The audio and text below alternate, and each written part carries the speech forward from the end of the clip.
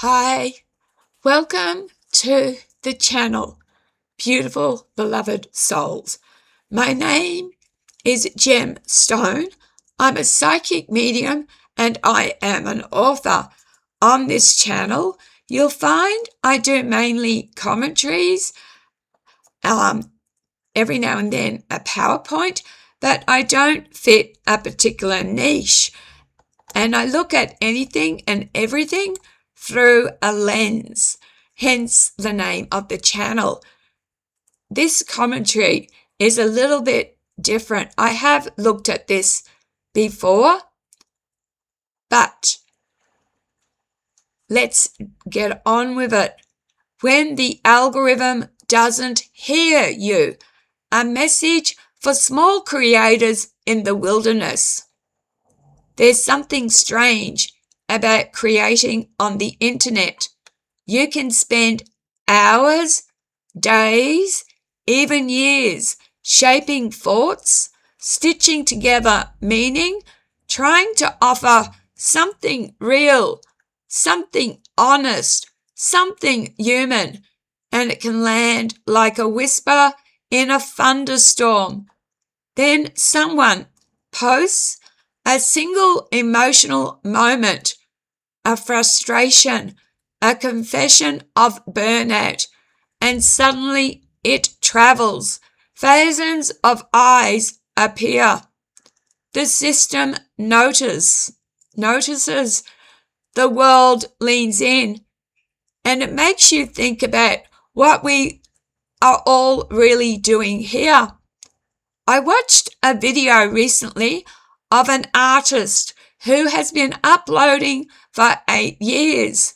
He was exhausted, frustrated, not monetized, not seen in the way he hoped.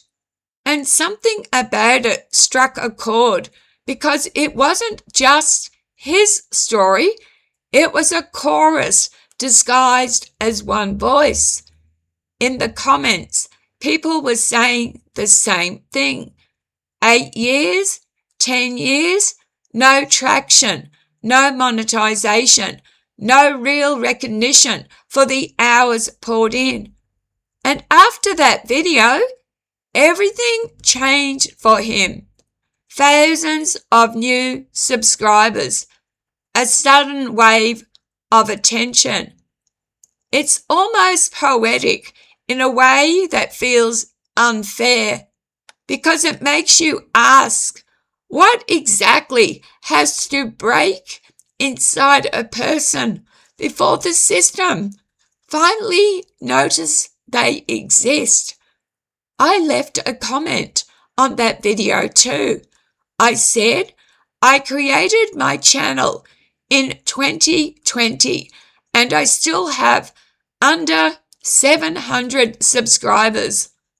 Most of my videos barely get 3 views unless I happen to touch something sensational or emotionally explosive.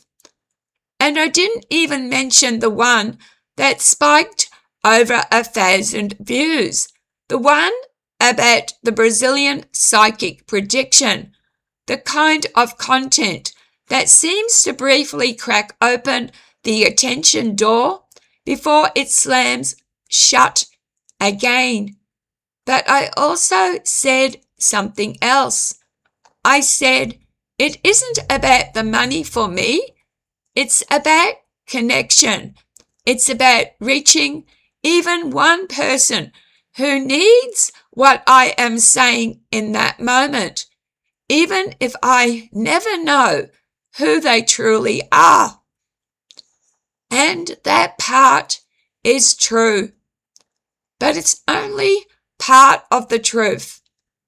Because behind that is something more complicated. I have been creating for years thousands of videos, not all planned, not all polished, not all shaped into neat little packages that fit an algorithm's idea of watchable content. At the beginning, This channel wasn't even what it is now. It was never meant to be a brand or a strategy. It was an outlet. My husband was dying at the time. I was living inside grief that I didn't know where to go. So it went into words, into videos, into whatever form could hold it for a moment without breaking. And then when he passed, the channel stayed. And I stayed with it. Because somewhere in that strange digital space, I found something that helped me keep going. Then I got clean from addiction, and everything in my life had to rebuild itself from the ground up. Identity, purpose, meaning, even the simple idea of waking up and continuing. And this channel, it became part of that rebuilding, not as fame, not as income, not as success in the traditional sense, but as continuity, as survival, as a place where I could think out loud without disappearing. And over time, something else happened too. A small audience formed, not huge, not loud, but steady, kind, real. People who comment with warmth. People who understand the tone. People who themselves are often small creators trying to be heard in the same crowded room.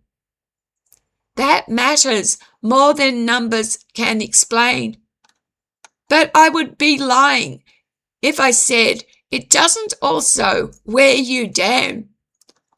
Because there is a kind of exhaustion that comes from putting out work into a void that sometimes answers back, but only faintly. I have asked my audience many times, what do you want me to talk about?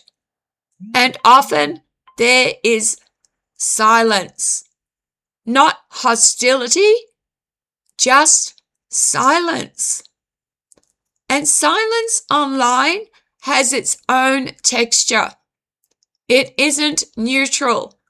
It feels like standing in a field and speaking into fog, hoping someone somewhere is facing your direction. And then there's the algorithm side of it, because there is something deeply strange about what gets rewarded. Fear travels fast. Shock travels fast. Outrage, prediction, sensational ideas, anything that makes the nervous system jump, it moves.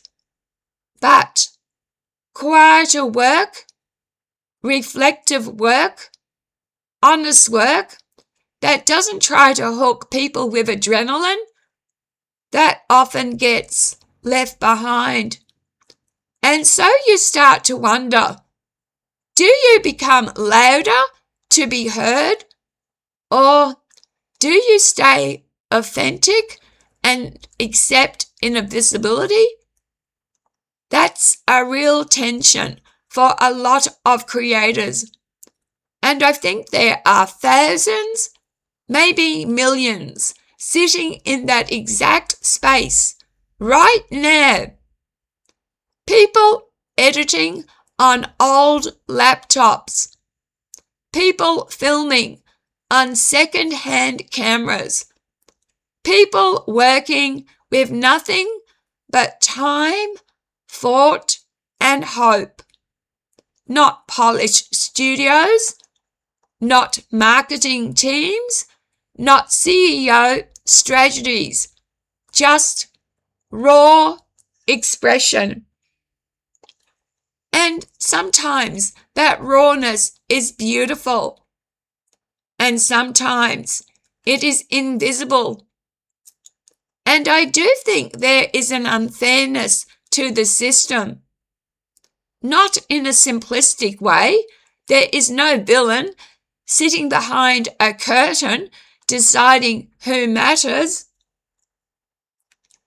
It is more mechanical than that. Attention is currency. Algorithms are filters designed to keep people watching. And what keeps people watching is not always what is most meaningful. It is what hooks quickly, what escalates quickly, what demands reaction instead of reflection. So where does that leave the rest of us? The ones who are not chasing viral content, the ones who are just trying to speak honestly, even if it doesn't trend. It leaves us in a strange place, somewhere between devotion and doubt, because you keep going, but you also keep wondering if it is reaching anyone at all. And then strangely, there is another layer of confusion. If someone subscribes but never watches, what does that mean? Why subscribe in the first place? Is it curiosity that fades? Is it algorithm clutter? Is it momentary connection that dissolves under the weight of everything else competing for attention? I don't know. But I do know that it can feel like a room full of chairs where most of them are empty, even though you know people once sat there. Still, I don't want this to be only about frustration, because there is also gratitude, deep gratitude, for the people who do show up, for the comments that land like small lights in the dark, for the viewers who may never be many, but who are real, present, kind. There is something incredibly human about that kind of connection. It doesn't need scale to matter. And I want to say thank you to those people, truly, because without them, this channel would not have carried me through the years it has.